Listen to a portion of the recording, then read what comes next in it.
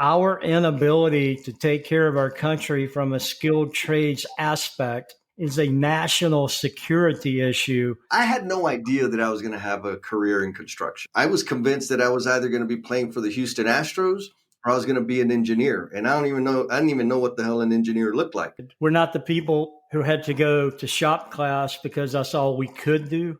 We're the people who chose to go to shop class because there's plenty of lawyers and doctors. What is going on, L&M family? I have an ultra special treat for you, but I think it's a bigger treat for me. Today, I get to talk and you get to meet with an HVAC industry and skilled trades advocate, which I think is an understatement because he's a monster in the industry, someone I look up to because I hope to have the similar impact on the industry and the world at large, or at least a degree of what he's done to date. His name is Mr. Greg Crumpton. He is a friend-tor of mine and a fellow author, which is something that we just kind of happened upon. Never did I expect a plumber and an HVAC guy who wrote a book having a conversation, but here we are. On a podcast. On the podcast. He's also a podcaster. Oh my God, straight out of Crumpton. It just keeps getting better. He is the author of Deep Knowledge, and you'll get to know a little bit more about him here shortly. And if you're new here, this is the Learnings and Missteps podcast, where you get to see how real people just like you are sharing their gifts and talents to leave this world better than they found it. I'm Jesse, your selfish servant. And we're going to get to know Mr. Greg Crumpton. Mr. Greg, straight out of Crumpton, how you doing, sir? Jesse, first of all, that introduction of my impact on the HVAC and social media world was very glowing, and I hope to be able to live up to that. But I really do appreciate the time you've carved out to be with me today, and let's just talk a little bit. And we do share so many things. We're both tradespeople. We both wound up with a podcast. We've both written a book, and we both like to help in our own way who's coming with us and behind us and ahead of us. So it's just really cool. Oh, my God. So cool. You mentioned podcasts. Oh, my God, I forgot. Like, we're on a podcast right now. You have your own podcast. I know for me, 5 years ago, those things that you just mentioned were anywhere near my vision or horizon of things that I would be doing or would have done, much less speaking to you. When did you see that path of podcasting and serving the industry and writing a book? And did you have that listed out on your to-do list? Yeah. When I was taking my SAT in kindergarten, no. Obviously, I've had a lot of really good fortune. I've met a lot of great people that have helped shape what I do and how I do it. Really, Jesse, this started for me back in, I don't know, the late 80s. I was riding around Atlanta, Georgia, running service calls for a great company. And I was just starting to make notes on a book of things that I would do differently if I ever got into a position to do things differently. And they were really simple things, man. Like I would pass my coworkers on the interstate, like I would be going toward where they just came from. And I'm sitting here wondering, why? What are we missing dispatching, or what are we missing in efficiency? And there's a million reasons why we could have been passing on the road, but just the spark. And so literally I had a little black book and I was making little notes and little questions and just digging into the science of air conditioning business, not just the science of vapor compression and cold air. So it started early, and there were many, many naive statements written, but because I simply didn't know. And yeah, do you still have this book? I've got remnants of it. Yeah. Oh, okay. And I think that as I matured as a technician and as a human and as a husband and as a family member, and eventually and as a boss and as a coworker, all those ands, Right, Things right. just kind of started stacking up. And it never has been, and I would think a lot of people probably have this, is there's no one clear mission, but there's a vision with some haze floating around. And I Mm, think inquisitive people like you and I are, we're always trying to see around the cloud or through the haze to see what's just beyond where we are, or maybe even where we should be at this moment. There, yes. there's plenty of room to dig in and keep peeling back the layers, but we're all where we're supposed to be at the right time, at the right time. But I would say it's just been a continuous learning journey. And then 5 years ago, I started straight out of Crumpton. Uh, Oh, okay. During the pandemic, I couldn't travel much, and I like to get out and go. So we started it just as a way to connect with people during the pandemic. And now we've done like 150 episodes. And just, it's a great way to connect, which is how you and I wound up together. Yeah, you gave me the privilege of being interviewed by you and hanging out with y'all on your show, and very similar story. COVID hit. I was in lockdown. I couldn't go and talk about careers in the industry at the CTE, the local high schools. And I said, man, I need an outlet. Let me start a podcast to interview cool people from the industry. And it stuck. I'm Well, still enjoying it. it's a great way to connect with people. And it's a great way to spend time when you're doing something, maybe walking or exercising or even driving, to Yeah. occupy that wicked brain of ours so that we're thinking about the right stuff and the good stuff rather than letting the lizard brain take control and spin us up over BS that doesn't really matter. Oh my goodness. Oh my good. Yes and yes. Now, so you talked about, I think there's maybe we're afflicted. I call it the affliction. Is when we see these patterns and we can't ignore them. Just like you talked about, you're driving one way and you see your partner driving the opposite direction where you just came from. Like, why is that happening? Yeah. Why doesn't that make sense? And then there's the other affliction of the curious, like the ravenous appetite to learn and understand things, which, like you said, with podcasts and like the different type of media that's out now, we can choose to nourish our brain and our interest and our curiosity, or we can consume the garbage that's readily available for everybody that really is more of a distraction. Yeah, Um, it is. But some of that's okay also. I'm not oh, saying yeah. that we shouldn't listen to, I mean, I happen to like Pearl Jam and bands like that, and that's cool, but don't get stuck in the rut of playing the 10 album over and over, which I have a tendency, I'm a habitual person.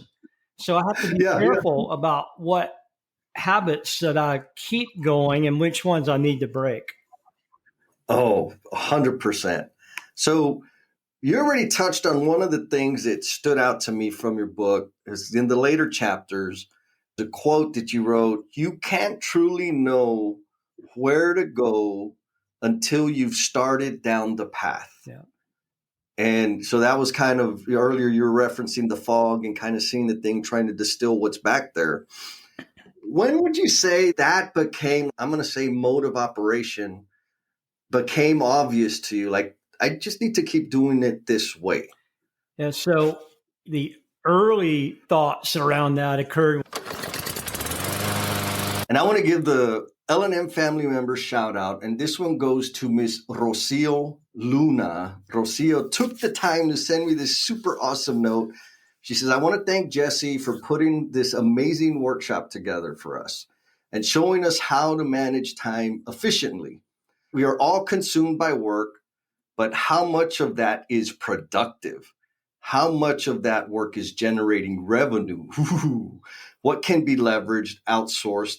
What are we leaving behind? When we really get into the weeds, we will see all the white gaps and you visually see time. Rocio, thank you for that. And folks, if you don't know, we have the Do the Damn Thing time management workshop that's kicking off again in March. We'll leave a link down there in the show notes for you to access if you're interested in it. But more importantly, send me a note, send me a review. It doesn't have to be a beautiful, glowing review like that. Just something to let me know you're out there so that I can have the opportunity to celebrate you in the future. When I was teaching apprenticeship school, when I got out of the apprenticeship program, I immediately went in as an instructor. Wow. Well, I loved it. I love the industry, and I really understand the science of air conditioning, the science of electricity. I just, those things click for me really easily. So once I started teaching, you really have to know your poop, because if you don't, you're going to get called out in a hurry. Oh, yeah. I think that when I started digging deeper to be prepared to teach, and I was probably a horrible teacher, but because I was so young, I didn't. If I went and I do a class now for people, it's a totally different experience than 25-year-old Greg gave, I'm sure. Sure. But there were certain things I learned in that evolution about digging deeper and not settling for the status quo answer, but like a 2-year-old, why? And always asking why. And as annoying as it is for me to hear a 2-year-old these days, because I'm 61, that's some really relevant questions they ask because they simply don't know. And to me, that's what keeps me digging of why. And you get caught up, people talk about what's your why and all this. I mean, that's cool for some people. That's not my gig. It's just why I needed to know more and why I needed to dig deeper. So, and it's changed over time. Yeah. What's the mechanisms? What are all the bolts and gears that make a certain thing happen? Another one of my addictions is like evaluating, why did I respond that way? Why did I say that? Why am I interested in that? Why does that bug me? And it's like an endless pit. Now, the important part is I can usually identify one or two buttons to push so that I can show up better and serve better in the future. And it's the same thing with systems. And, it's almost like I really have to focus on turning it off. the why, because I drive people crazy and maybe don't totally appreciate the moment for what it is, but it is absolutely fundamental in the way I function. Now, so you finished apprenticeship, and was it a 4-year apprenticeship? Yeah. I'm assuming. Yeah, it was. Yep. 4 years of apprenticeship. And then you said, okay, I'm going to go teach. Yeah. And so again, one of the many reasons I look up to you is you early on were giving back to the industry and helping other people. Why are there so few folks in the industry that do make that investment in teaching and developing the next generation of craft workers and trades professionals? For me, Jesse, I watched my dad and saw he did a similar. He went through the Army, went to work for the Atlanta Gas Company, which is now part of Duke Power, I think. But he went to school at night, put himself through a technical program, and then he became a teacher. And you may have read this in the book. He was my teacher for 2 of my years of apprenticeship and my boss and my father. We learned a lot about each other. I promise you that, in a lot of different levels. But so I think seeing that modeled was one thing. And this still bothers me to this day, is to hear our craftsmen and trade workers talk about how crappy they think the industry is, instead of helping solve what they think is crappy. And if everybody would take both arms, at least one, and grab a kid and hug them and walk them through, we wouldn't be in such a poop show that we're in with labor. I agree. I remember the first journeyman I worked with that wasn't my dad. And I understand working with my dad, we did that for about 6 months and said, heck with that in the professional setting. Anyways, and that guy, he said, hey man, I need you to cut me that piece of cast iron. Now, this is like the week out of high school. I'd never seen cast iron pipe in my life. I've seen clay pipe, hub and spigot, but not no hub, right? And he said, I need you to cut that pipe. I was like, how do I cut it? And he grabbed the snap cutters, the chain cutters, and threw them at my feet. So I'm ready to fight, right? And I'm like, I don't even know how do I use this? He said, you know what? You grab your plumb bob, go upstairs, drop it down that hole right there, and hold it till I call you. I said, yes, sir. I ran upstairs. I dropped the plumb bob. He left me up there all morning. Foreman walks in and says, hey, where's the new guy? And he says, man, he was getting in the damn way. I sent him upstairs to hold the plumb bob. He didn't need me to hold the plumb bob. He just didn't want to deal with me. And talk about deflated, kick in the guts. Just, I was this close to quitting, but I wasn't going to quit. And so that's branded my brain. Okay, this is one thing I will never do. But there was a lot of people like that. Eventually, I found a really great company to work with a lot of leaders that were understood the value of investing and passing on the knowledge. Yep. But I agree with you. It's like, come on, just pick one person, your whole career. Just pick one and develop them. It feels, let me ask you this. I know you've invested probably in thousands of people by now. What does it feel like to see them excel in their craft, start their business, take on more responsibility, transform their earning potential? What does that feel like, Greg? It makes me want to cry in a really sweet way, because I've had the pleasure of helping people buy their first car, people buy their first home. Yeah. Have 2 weeks off with pay to sit with their wife when they had a baby. Just some special stuff that happened that I'd never put on LinkedIn or something. That was my special day because it's their special day, and I don't want to override their joy or what have you. But I think when I get to see them excelling at work, yes, but because they're excelling at work, they get to excel at home. I think that's even equal or maybe even better than understanding how to use snap cutters. 10-4. I mean, that's the thing is I remember saying, man, I can't wait to be a foreman. Yeah.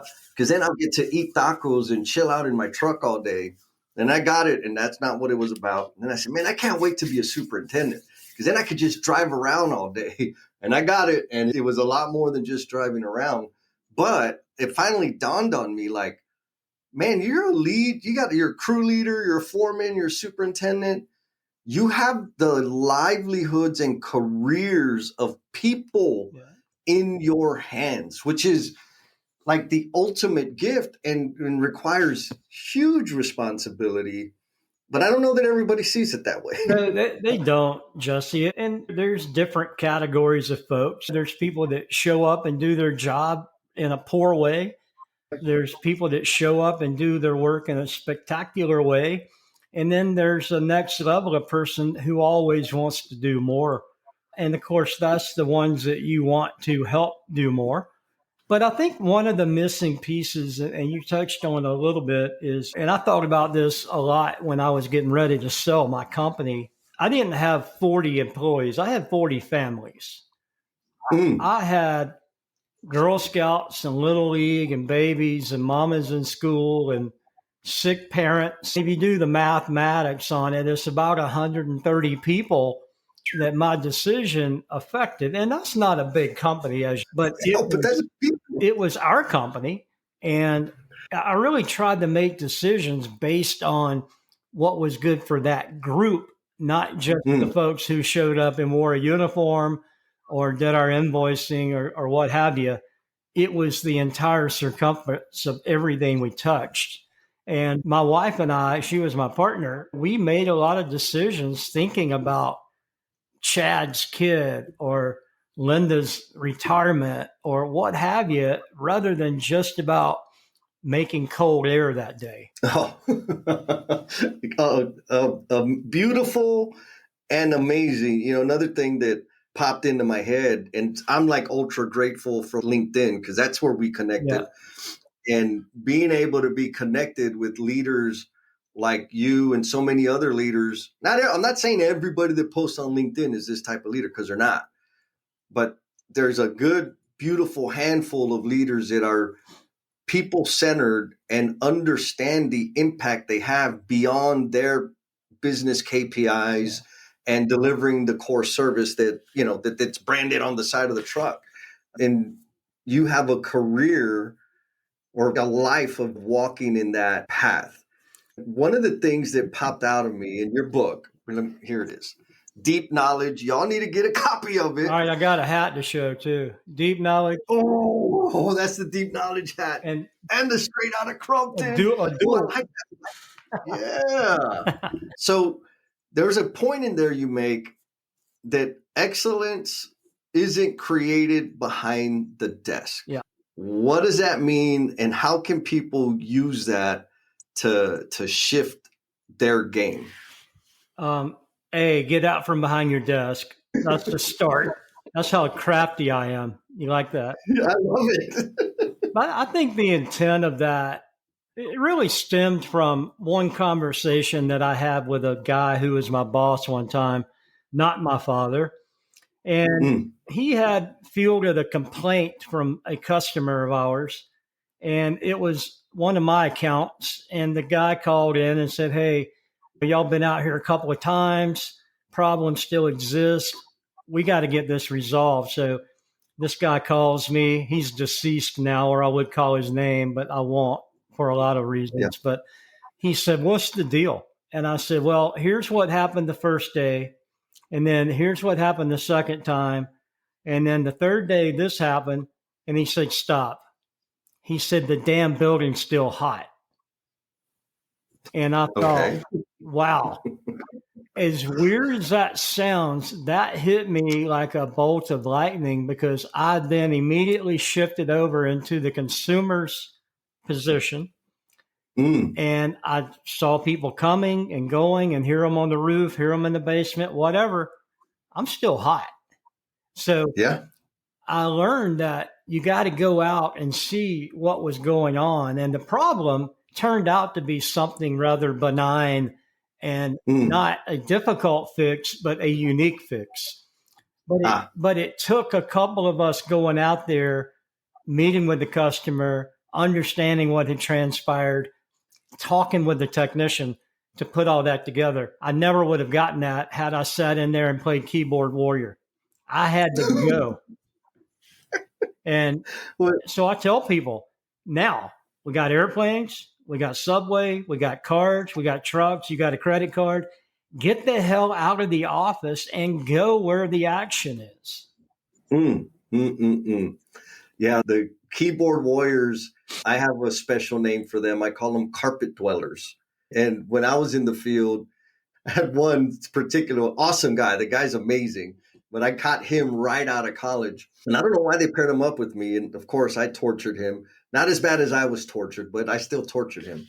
And one of the biggest problems we had was his overreaction to emails and his just reluctance to go and see what the hell was actually happening. Yeah.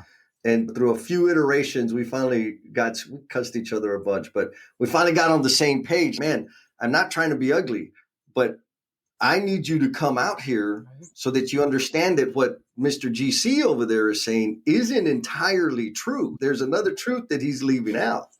And so do you think it's this idea or perception of what a manager or an executive is that lends itself to camping out behind a keyboard? Yeah, I think it's the culture that the company has built for themselves, because some places I've worked where it was almost the inverse, where, no, you need to go back to the office and handle that and let me do the field work. So I think, and a lot of it is the founder or whomever is at the highest post can set the tone. I worked for some really good companies, and I worked for a couple of crappy companies. And I'm thankful for both, honestly. Yeah. And it starts with the leadership. And that can be, and many people listening know, is not always the manager by title. I've had some great field leaders who would go to battle with the managers because the managers weren't leading the field well. And then I've seen some field people who should be leading just sit there and take whatever came down the old highway and not do what was best for the company. And mainly insofar as training and exposure, they just kind of let some young people get stuck on crappy jobs rather than making sure the apprenticeship or the helper roles were really as robust as they should be. Because when you're a first year, second year, third year, you're going through these stages and you're getting the theoretical knowledge, but you need to be able to apply it. Yes. And I've seen companies that are paying for apprenticeship, but they've got third year people changing air filters for 3 years in a row. And I've seen some opportunities where some experienced field leadership should have said, guys, we've got to get these young people immersed in the real life, or we're going to be hurting come 2 or 3 more years. And we're seeing that on a grand scale. Yeah. As my peers, the baby boomers, are retiring. And we've got a 30-year gap in our window. We've got some really smart Gen Zs coming that are really hard workers when you can find them, pluck them, and groom them. And then you've got some really good Xers that are on the way out. But damn, we got a gap in between. And that gap was created by taking trades out of high schools. And I wrote a piece this morning. Until we get our 13-year-olds to the time that they're 33, we have got uphill battle. And that's where I say, if you're a trades person or a crafts person or a surgical tech or whatever you are, grab a couple of youngsters and walk with them.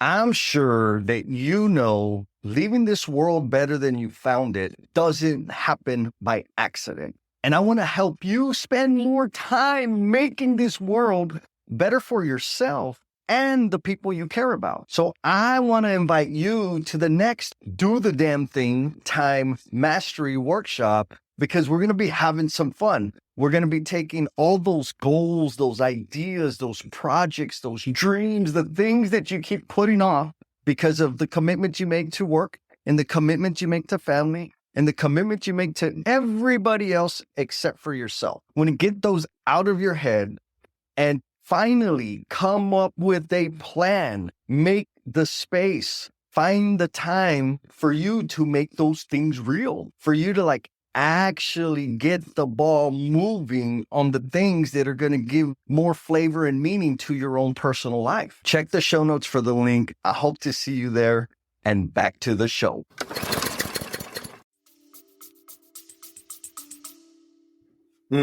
Yes.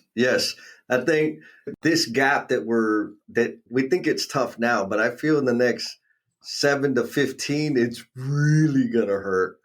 And everybody in that value stream needs to contribute to closing that gap. Now, I know that you're a Kaizen, continuous improvement, prefab minded, like efficiency optimization. I know. Oh, you got the Kaizen. Is that a real tattoo? It is. Please tell me, what's the story behind the tattoo?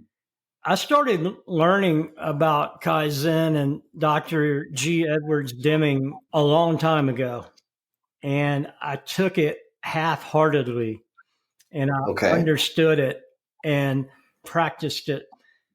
But when I started my company in 1999, I saw that continuous improvement was how we were going to survive as a small company in a niche market, which was the mission critical air conditioning side of the industry. And to be able to go from one guy in the garage to 40 people and selling the business at a really nice price, that was a pretty big uphill battle in the data center service world against some of the people we were competing with. But having that mindset, I think, really helped us. And Kaizen is simply doing something, do the damn thing, Yes. measure it, tweak it, do it again until you start making micro changes instead of things you can measure with a yardstick. That's when I really became a Kaizen advocate, I would say. And I've got it tattooed on my arm so that I see it often and I think about it often. And when I'm making crappy decisions and I get mad and I do this, it's right there There. looking at me. So it's for me, it's like having something written on a sticky note on your bathroom mirror. It's my Yeah. sticky note to shut up, evaluate, and make a good decision based on the info I got in front of me. Not emotional, not because somebody pissed me off in an email, but a good, solid decision. That's what Yeah, does yeah. it for me. Oh my, what are the facts? What does the data say? What are the contributing factors? What can we do to make it just a little bit better? Yeah. And let's go. Oh, I love it. That's ultra cool. I always joke when I'm doing my workshops and facilitation that I have a PDCA tattoo on my back right above my waist, but you can't see it unless you sign up for my fans only account.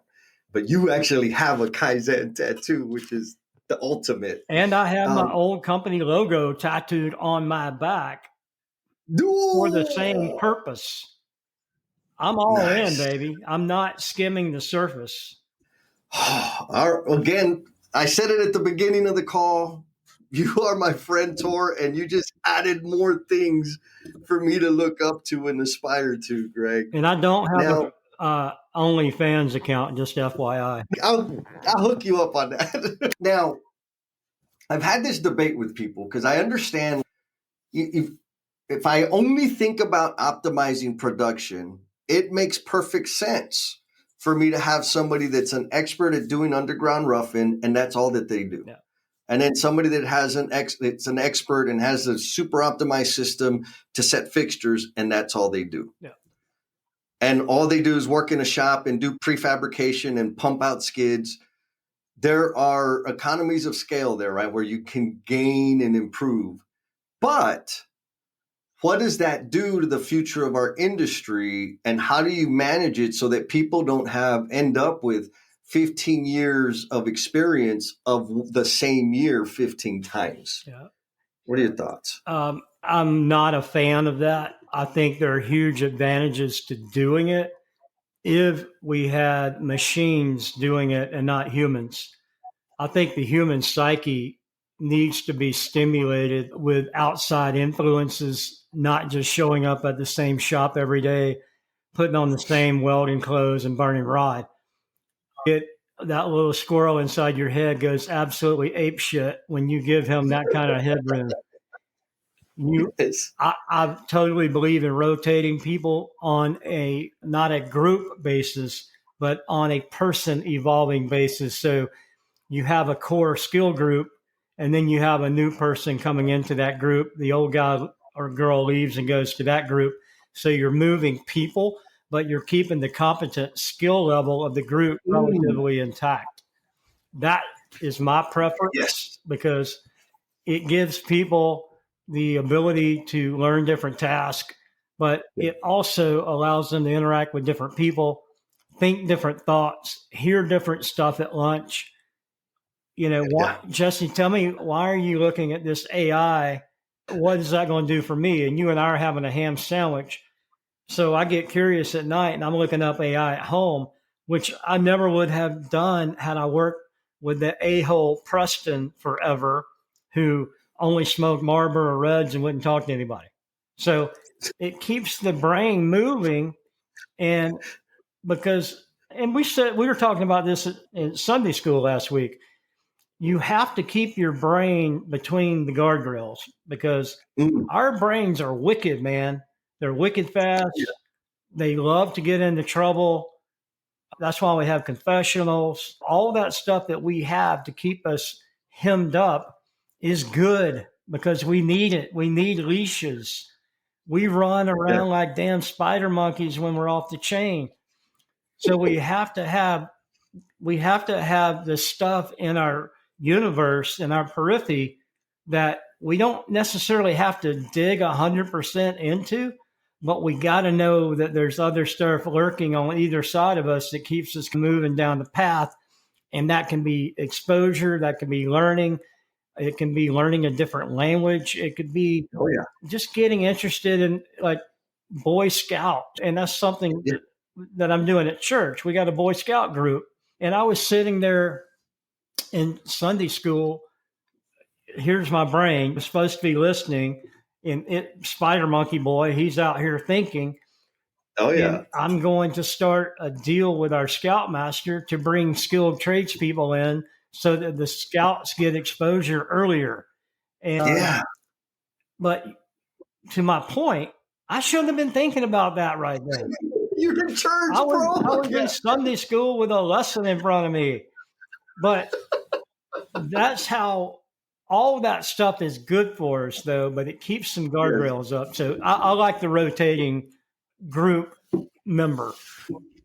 Yes, I agree, because you can keep the system process. I think the word you use, like the skill set, stationary, but you can migrate people through it. Right. And as they master that, move them on to the next one. And the whole, I mean, that was the number. I had no idea that I was going to have a career in construction. Actually, up until that first summer that I worked on that job site, I was convinced that I was either going to be playing for the Houston Astros or I was going to be an engineer. And I didn't even know what the hell an engineer looked like. And then I got on the job site and I was like, this is amazing. And I think it's the only thing that I have done for over 20 years. And I think it's because of the variability in it, the different addresses, different location, the different people, the different projects, data centers, hotels, multifamily, like just the gambit, which I need that kind of thing because, like you said, the spider monkey brain in me, I got to keep that bad boy focused and overloaded. Otherwise, he runs wild. Yeah. Which brings me to another point in the book. You talk about learning in a conventional classroom setting. Yeah. Why did you decide to pack that with all the other deep nuggets in here? Why was that important for you to get out and put for the world to see? I think it takes both ways of learning. I think that a structured environment is good, especially for spider monkey brain people, but you have to learn theory.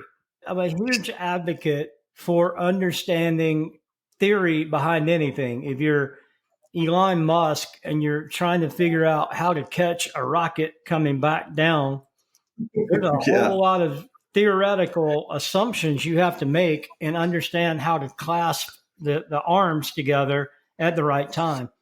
If you're plumbing, understanding you can't wash a major by a minor or any of the theory that goes into the trades. I just think you have to learn that properly and apply it. And if you do that through an apprenticeship, God bless you. Because if you can learn, I went to school at night. So if I could learn something at night and then apply it the next day at work, like, holy crap. Yes. That's like learning on steroids because it's fresh. It's and I learned this thing a while back about being airplane pilots have this. They have to do these landings and these different types of landings with either instrumentation or flight landing by visualization.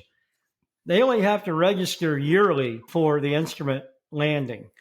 But if you haven't done that in 364 days, you're still legal, but you're maybe spanking that airplane on the runway because you're not current. And I've just always put those two together of keeping your learning as close to understanding that acetylene tip is really hot when it touches your finger.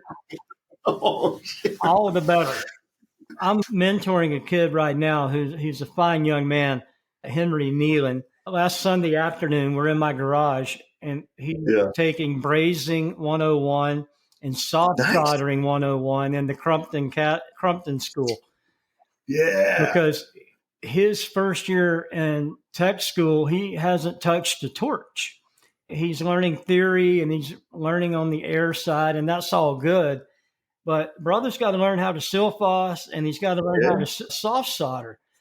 So I've been helping him in the garage, and he's, man, I wish I could go to do this on the job site tomorrow. And I'm like, well, tell your journeyman you're ready to try some of this and not wait on the classroom, because if you learn this today and understanding how to keep the temperature in that tubing tomorrow and doing it on a job site, it's going to make a lot more sense for you. Yeah. Did he have any progress with this journeyman? Do you know? I haven't talked to him since then, so I don't know. I'll get a report. He doesn't go to school Wednesday night, so it's usually I get information dump on Wednesday. Nice. Well, good on you and good on him. Yeah. That's how one of the things, that's what sealed it in for me, right? You nailed it. It was the introduction to the theory and the science and the thinking. And then being able to go do the damn thing, it connected in my brain. Yeah. The only situation that comes close, like the only learning situation that comes close to what I experienced in my apprenticeship and out there installing things, is starting my own business. The difference is this has a lot more risk. I used to read books and listen to podcasts and leadership books, and they'd be like, yeah, these are good ideas. Yeah, I agree with that. Since I started my business, there ain't no pontificating. If it applies, I'm putting the damn thing into practice right now. And I got to figure out, do that little micro improvements to make it stick, because I gotta stay afloat. My backup plan, nobody wants to see me do my backup plan.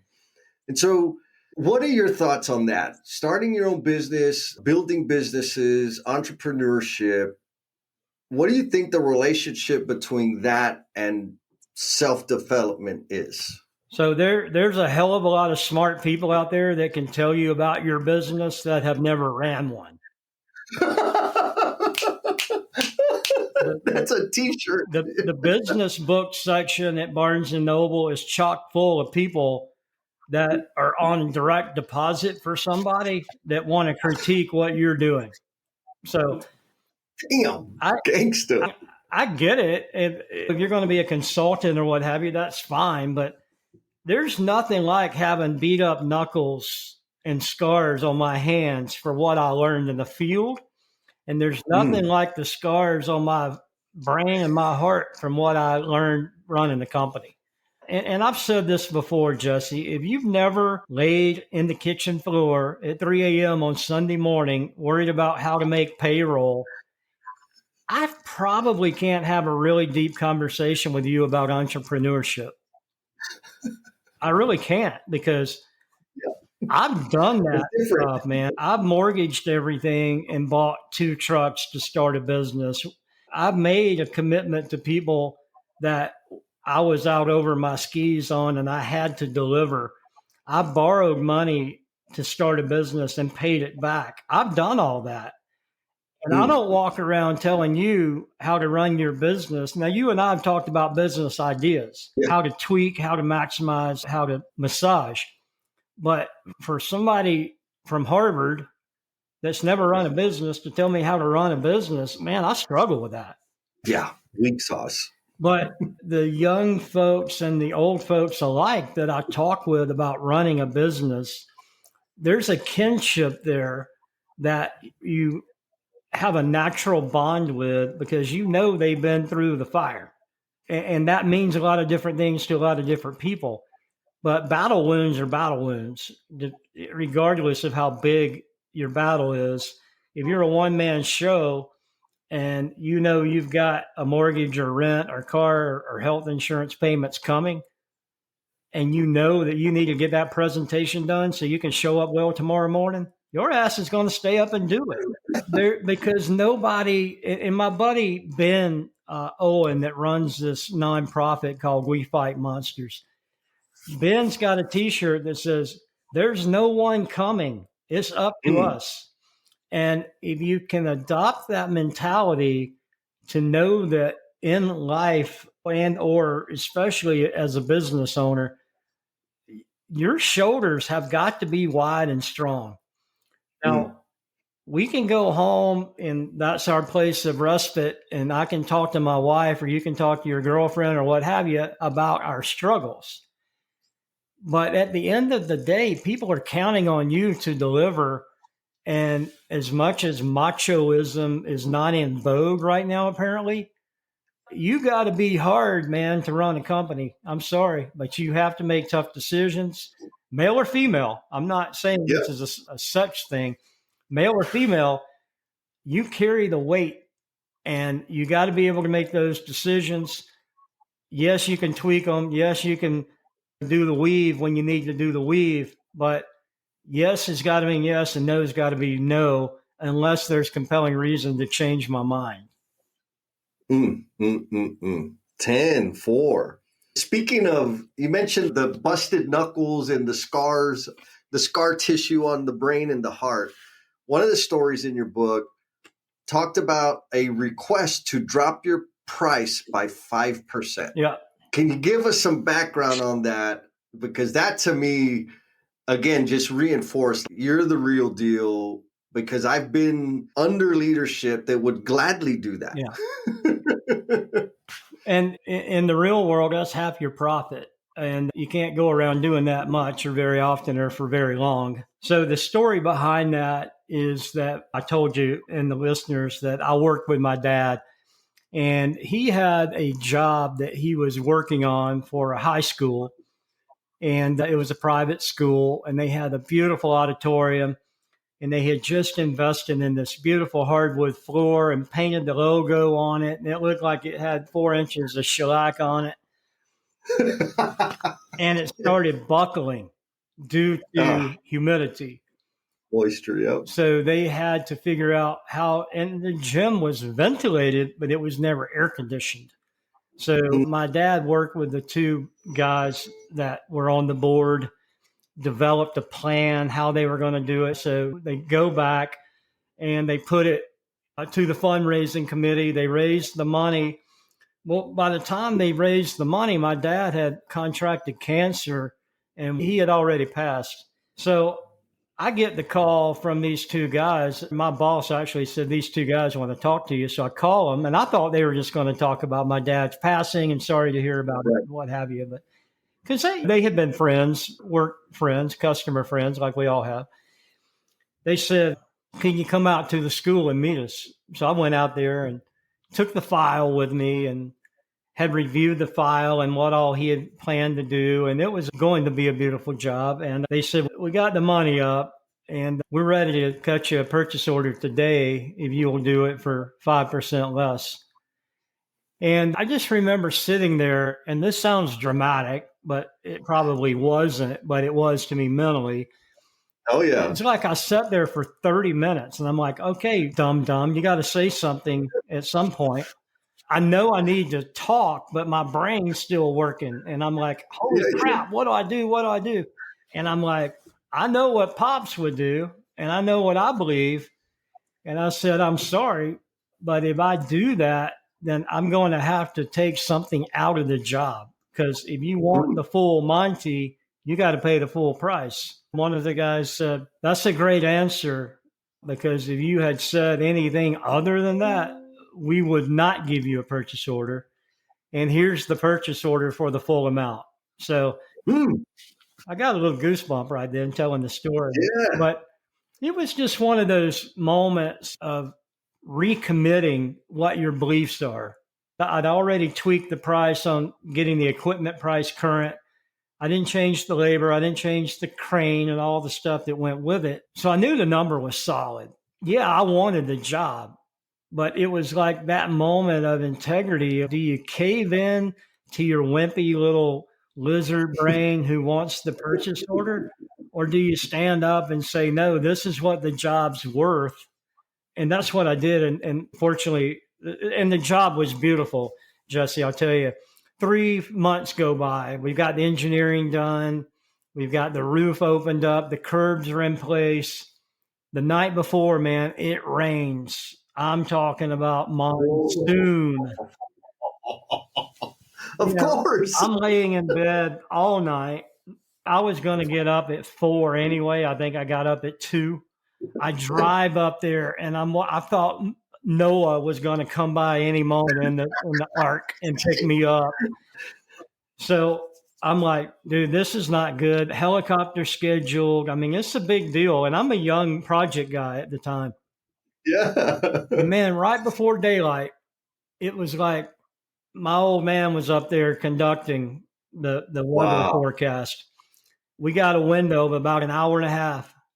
We set 4 pieces of equipment on that roof with the helicopter, got everything dried in, and it started raining again.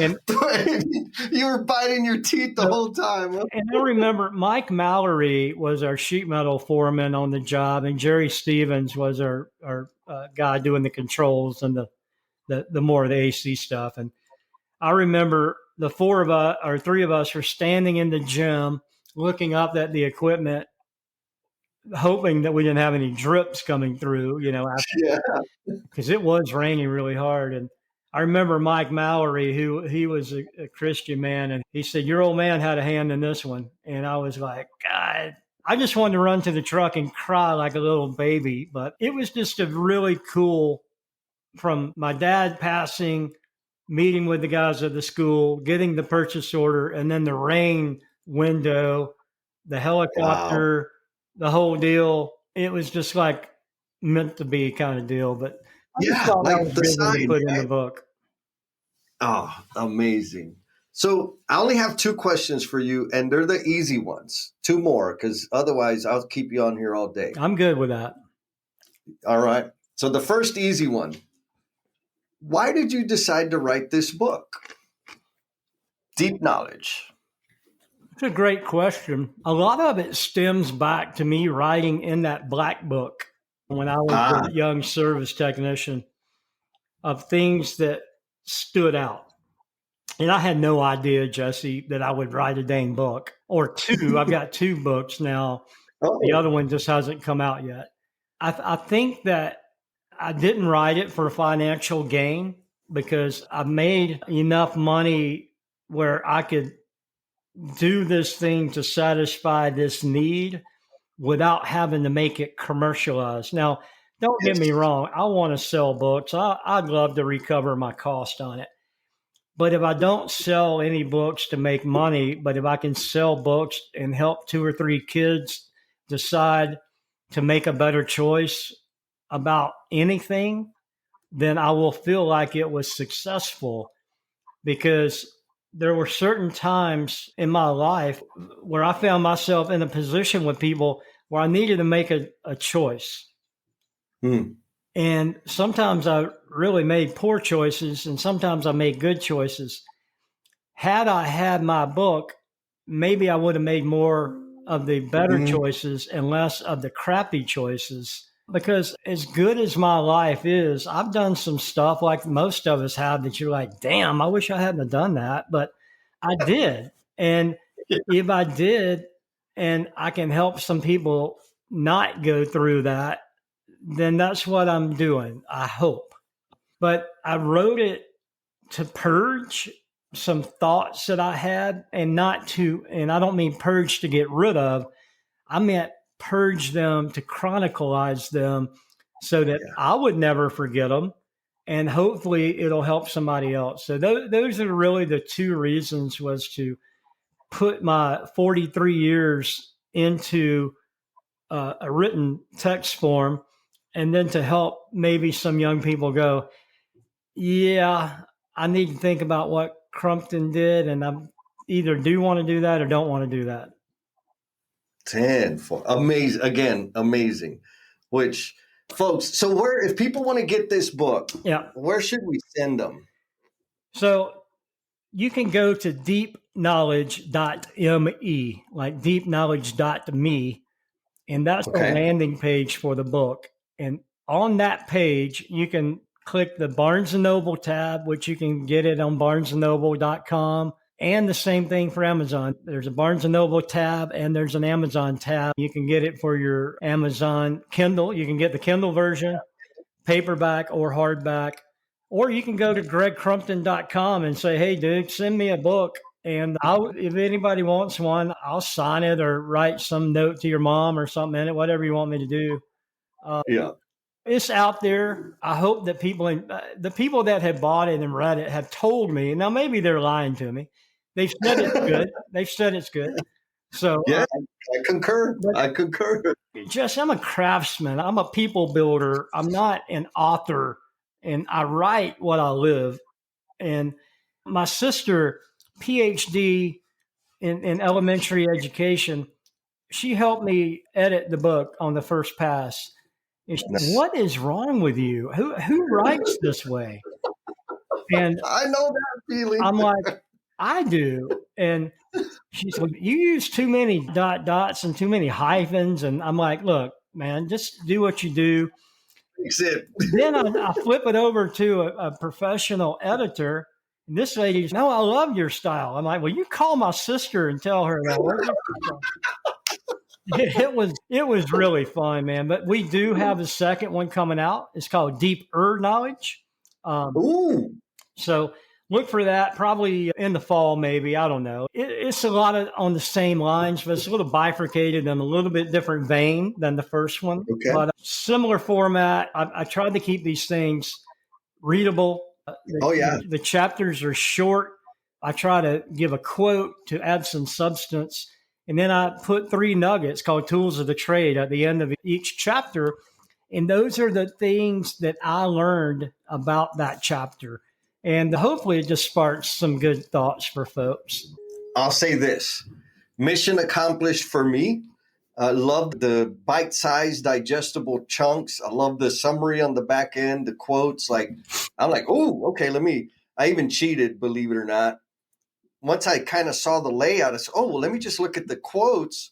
And okay, I use that to say, okay, let me read this whole chapter because it just grabbed me more. It's not chronologically built. It doesn't compound. So you can start at chapter 20 or chapter 1 or chapter 40. It doesn't matter because they all stand on their own merit. They don't rely on the previous chapter. Yes. And they're real life lessons. They are that, my man. That's the stuff. All right. So now we got the easier question. You've made so many contributions. You've breathed confidence and we'll say some extra steam into my life, had huge impact. And I know we'll continue to have a huge impact out there. So I'm kind of interested in how meaningful and how deep your response to this question will be. So here's the question. What is the promise you are intended to be? Committed to helping the next generation of worker be smarter, be more available, be more open-minded, and want to learn more than my generation of skilled tradespeople were allowed to be. Because the tide has shifted. We're not the people who had to go to shop class because that's all we could do. We're the people who chose to go to shop class because there's plenty of lawyers and doctors. Jesse, I've said this lately, and I believe this more than I ever have, that our inability to take care of our country from a skilled trades aspect, bridges, water systems, electricity, all of those core skills that are in the skilled trades is a national security issue. Because if we can't take care of our country, we don't need subcontractors from other companies having to come do that for us. That should be a self-fulfilling mission. And maybe people think that's a little bombastic, but I really believe that it's a national security issue that we have a workforce that's educated and wants to get up and get after it. 10-4. All I can say is I agree, Greg. Yes. And it's an amazing career. It's an amazing life that just opens up so many different opportunities. It's not a dead end. And I applaud you for helping people see that. Like, it's not a dead end. You don't have to stay on your tools. You can if you want to, and that'll be amazing too. Absolutely. But you can continue carving your own path. And that's we're going to need that to stay healthy and independent. Absolutely. No doubt. Absolutely. And look, I mean, you and I came through in a time where apprentices and helpers were treated less than a stellar Oh, yeah. way. We're at a different point now where kids can come in, not have to suffer the hazing and only get the good stuff. Yeah. And that's what we've got to embrace. The tide has turned. This is a great career. We've got 24-year-olds making $100,000 and more at my company. And that's not a rarity. That is really doable, especially if somebody raises their hand and says, put me in, coach. Yes. Yes. 100%. So I'm here to find the kids that raise their hand and want to do more than just show up. I want to help the kids. And that can be a 40-year-old kid that's coming out of the military. And maybe she was a welder on a ship underwater. I want to help her get to her next spot. Or maybe it's an 18-year-old geek who didn't know what he wanted to do when he got out of high school. Or maybe it's a lady that went to school and wanted to be a educator but can't afford to be now because we don't pay them enough money.